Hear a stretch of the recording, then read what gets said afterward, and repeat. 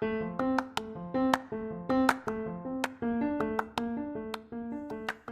you, welcome to Sacrilegious Discourse. I'm husband. I'm wife. And together we're reading the Bible. Starting with Genesis and eventually ending with Revelations, we're working through every book and offering our atheist 2 cents. Or shekels. Yeah, those. We're asking questions and pointing out all the nonsense. We aren't academics or scholars. Nope. In fact, when it comes to religion, we really don't know anything at all. What we've learned so far is that God's a dick. Oh, he really is, isn't he? If you're interested in how we reached this startling conclusion, maybe start from episode 1. Otherwise, jump in anywhere. It's all good. Yep.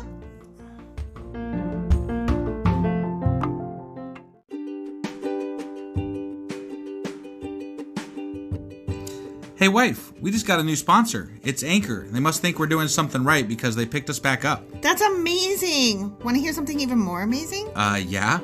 I actually know what they are. You are full of shit. I'm calling your bluff. Tell me about Anchor. Okay, so Anchor by Spotify is the easiest way to make a podcast with everything you need all in one place. I'm actually surprised you knew that, but did you also know that Anchor has tools that allow you to record and edit your podcast right from your phone or computer? Yes, because I see you do that on your phone all the time and it looks pretty simple. It really is, and when hosting on Anchor, you can distribute your podcast on listening platforms like Spotify and Apple Podcasts. But I use CastBox. Yeah, darling, I know you like CastBox. It gets distributed there too, and lots of other platforms as well.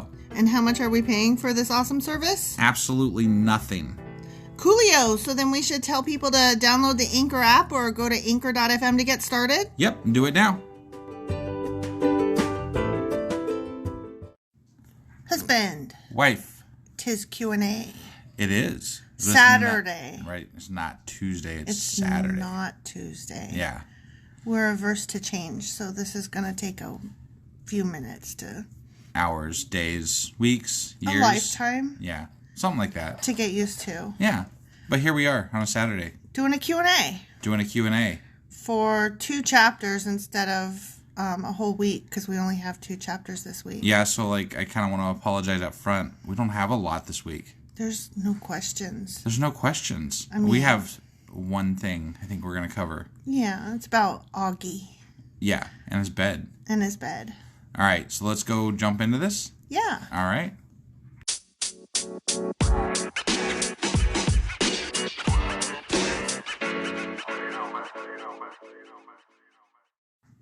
Okay, so the question was, does the bed of that giant guy Og still exist today? The answer is no. The end. No, unfortunately. We both did research on this independently. Yeah. And looked it up to find out if we could find it anywhere, and it's not anywhere. It made me so sad. I really wanted to see his I know. bed. That was going to be a future trip for us. We're going to go see Og's bed. Og's bed. But I did do some... in the research I did, I found some other information which was interesting to me about Og's bed. Okay. And so we're talking about, times of Moses and whatnot. And sure. Generally that's thought to be in the Bronze Age time period. Okay. Which, if you remember, Og's bed was made of iron. Okay. And so iron in that time was it was a precious metal, basically. Oh, so there was actually some significance as to why they kept saying it was totally iron, man. Yeah. It was iron. His bed was made of iron. Right. No, it was a unique thing because apparently in these times when that bed would have been made, apparently, iron was mostly made from meteoric rock. And not smelted. So, because whoever smelted dealt it. Well, I mean, so it wasn't discovered until 1200 BC that how to smelt iron essentially. It requires a hotter oven and what I don't know the fucking process. You're not a scientist. I'm not a scientist, but it's got to be real fucking hot. Okay. And anyway. The process for getting it out of meteoric rock was much closer to the process of making bronze. But because meteoric rock iron is so rare, it is a precious metal back then. Huh. That's so interesting. I thought that was kind of cool. Well, and I saw that the reason it had to be made out of iron was because that was the only thing that could contain his weight, given how huge he was. Got it. So it was something that they had to make it out of iron, and that was a big deal. And then the fact that iron was precious made it even more of a big deal. That's kind of cool. And this is purely conjecture, but saying how it was made out of iron might have been displaying how rich that kingdom was too. Right. Like to show that king could make a bed out of iron, and such a big bed at that. And then was defeated. And then was still defeated by God and the Israelites. Yeah. Now, I did read something rather disappointing, and I hope that it's not true. But I read that when they were saying that it was his bed, one scholar claimed that the translation was muffed and that it was actually his sarcophagus that they were talking about. I did come across that once myself. So, maybe Og's buried in a giant sarcophagus that's made of... Still, it's made of iron. Right. But, okay, that doesn't make as much sense to me, only because why would the Israelites take the time to bury precious metal? Right. Why would they do that? That doesn't make any fucking sense. No, me neither. I don't know if that's... That doesn't ring true to me. Right. No, me neither. And moreover, if Guy was buried in a sarcophagus, why would they know about it or, give any credence to it? Well, the Israelites killed Og. Right. So why would all the people. So why would they bury him in a huge iron sarcophagus? Right. Yeah. And that makes absolutely zero sense. So I say bed. Yeah, I say bed too. Yeah. It had to have been bed. It was totally bed. Unless he had a sarcophagus pre-made. But I still don't think they would have buried him in it. Yeah. They'd have thrown him in a shallow grave with some dirt and been like, there you go, buddy. A big grave. And that's why his bed, quote unquote, was probably on display. Oh, yeah. Whatever. Amazing. Or maybe they did bury him in a sarcophagus, but they didn't bury him. They left him out for people to see as a reminder. We killed this guy. We killed this dude. What? We're What's so up? awesome. Yeah. So maybe that was what it was. Maybe they got the precious metal to show how rich they were. Oh. And then displayed it for everybody to see, we killed this fucker. See how big that guy is? But still, it had to be big enough to contain his body, and because his body was heavy and large. But it wasn't just that he was tall, a giant. It was that he was heavy, and that's why they required it to contain his weight. So I'm still going with bed. I'm still leaning on bed and not sarcophagus. Okay.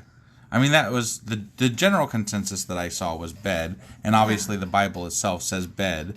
So I mean, the modern Bible translation itself says bed. I'm still never gonna lean toward, and that's the way they translated it, which is perfect. The end. Right. Yeah. No, there is no perfect translation. Yeah. Obviously. Particularly when it comes to the Bible. Yeah. So I don't know.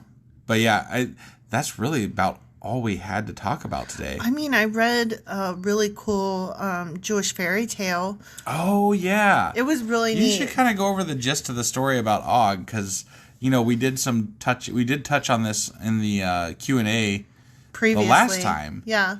So we've been talking about Og a lot lately. I mean, I can't help it. I was so, enthralled with this guy. Og's pretty cool, but yeah, there's barely any mention of him, but what little mention there is, we're like, oh my god, Og was so right? cool. Yeah.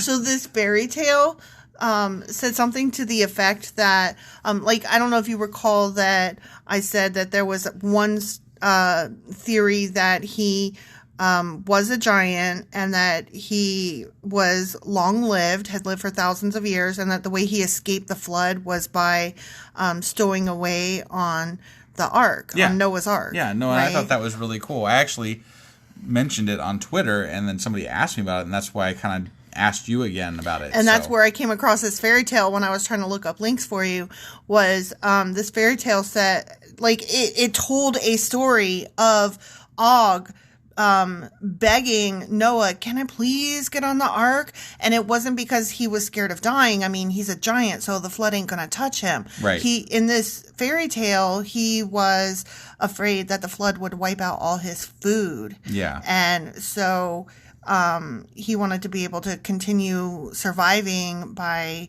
getting on the ark so he could still eat, which I'm still like, but you eat one animal and you've done an animal genocide of that species. Maybe. You don't think that they had like spare ones on there for eating purposes? Not for a giant. I mean, maybe. You never know. They didn't know how long they were going to be out in the... But on not, this thing. But not for a giant. Maybe they were breeding while they were on there for those 40 days and 40 nights.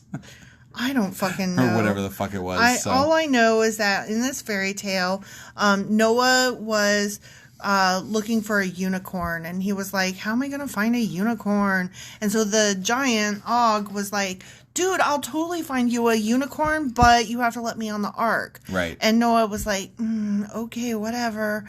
And then Og was like, boom, here's the unicorn. But the unicorn was as tall as a mountain, and that was the smallest one he could find. So apparently, A, unicorns existed in this fairy tale, and B, they were as giant as a giant. Right. Well, and C, the way you made it sound, Moses didn't actually like agree to this. You mean Noah? Noah, yeah, that guy. Yeah. Sorry.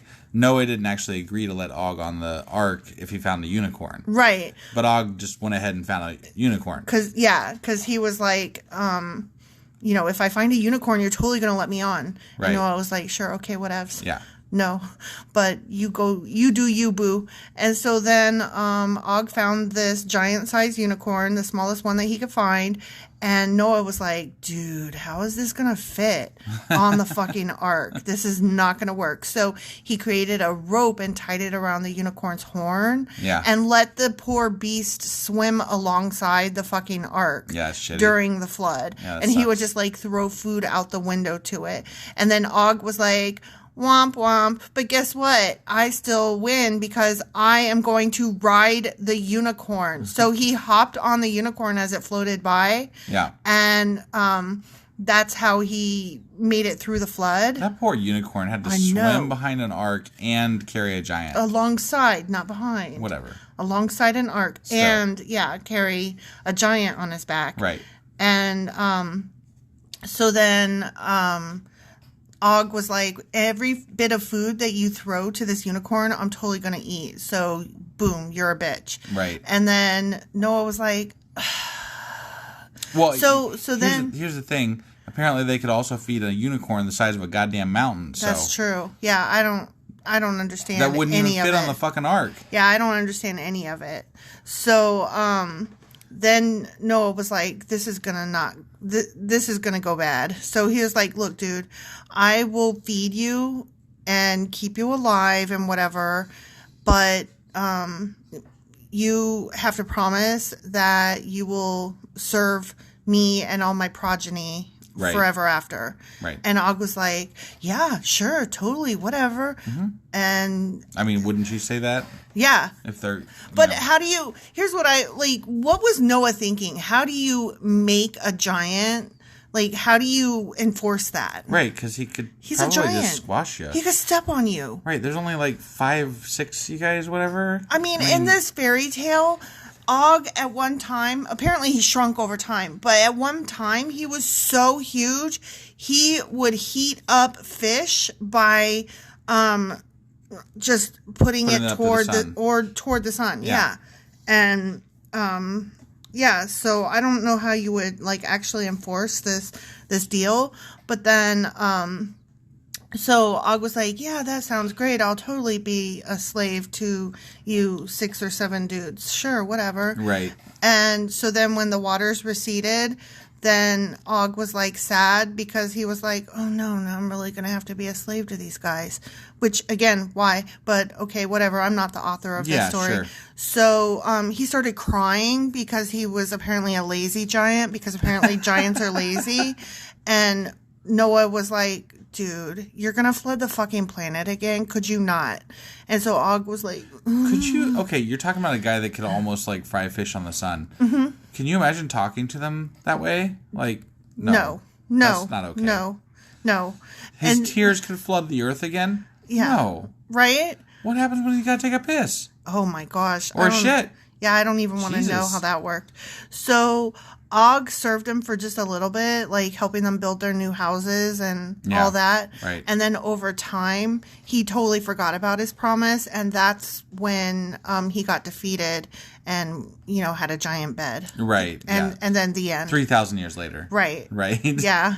Again, fairy tale that was written by somebody, but that the story is definitely out there. There was a kid's book you found on Amazon. Even I found a kid's book. It was weird. Right. Yeah. So I'm so into Og. There's all kinds of stories, and like I don't know. It's very intriguing. It's very intriguing because they're like, where do all you know what really intrigues me the most is like where these fucking stories come from, because like we're reading the Bible, right? And these things are touched on in there, but there's obviously so much more out there. Right. That's like, you know, it's to the side of the Bible or in some other whatever, like, and it's so interesting to me, like where all these things came from. It's like they were the oral history that got passed down that never made it into the, you know, the final cut. The final cut of the Bible, yeah. I don't know. Exactly. But yeah, Og's pretty cool. Og is cool. I mean, you know, insofar as giants can be cool, yeah, sure. and insofar as giants exist, and insofar as the Bible. Right.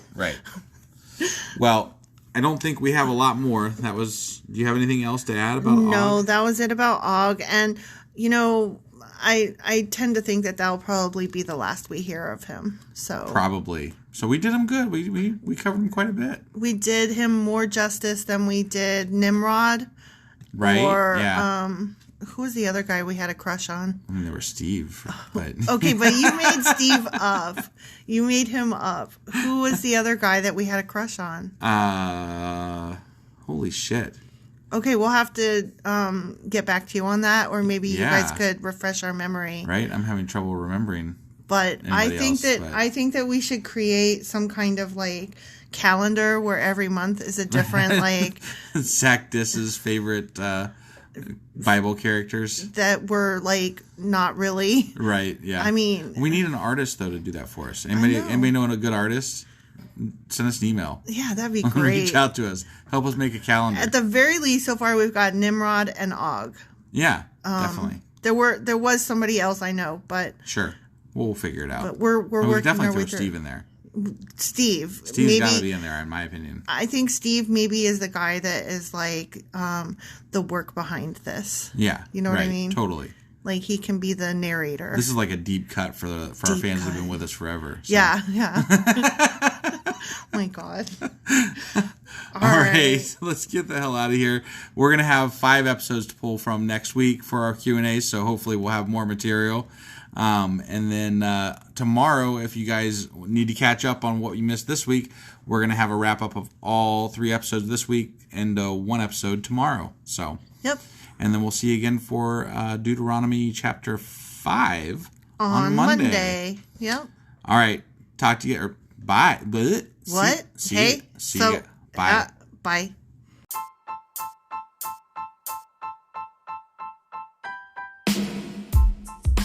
Hey, wife. Yes, husband. Did you know that we are now on Patreon? Yes, because you told me, but also, no, tell me more. So we're on Patreon now. Are we? We are. And our supporters can go there and support us. And we have multiple levels all the way up to You Killed God. That sounds really drastic and escalated quickly-ish. Well, no, there's multiple levels before there. So it escalates on a sliding scale of, you know, cheap to not cheap. Oh. But, you know, we can definitely use any amount. So, like, any support is always appreciated. So what exactly is Patreon? It's a place where you can show your support for our podcast. And just our podcast? Any podcast or any performer.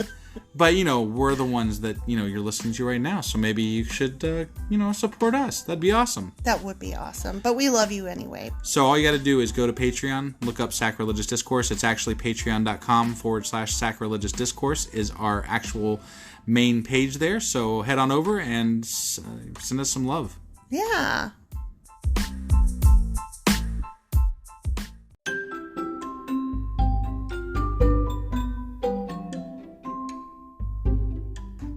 Husband, it's the end. It is indeed, wife. Tell the people where they can contact us. Well, they can get a hold of us via our email, which is sacrilegiousdiscourse@gmail.com. We have Twitter at sacrilegious_D. For D's nuts. Oh, why do you keep doing that? Ugh. All right, we have a Facebook page, an Instagram page, and a Pinterest page. But if you really want to get our attention, Twitter's where it's at. Twitter is where you're at. Yeah. And they should also review, like, and subscribe, yeah? Definitely. Apple Podcasts reviews help us out tremendously. And we also can use your support on Patreon, which is a great place to support us as well. That would be at patreon.com/sacrilegiousdiscourse.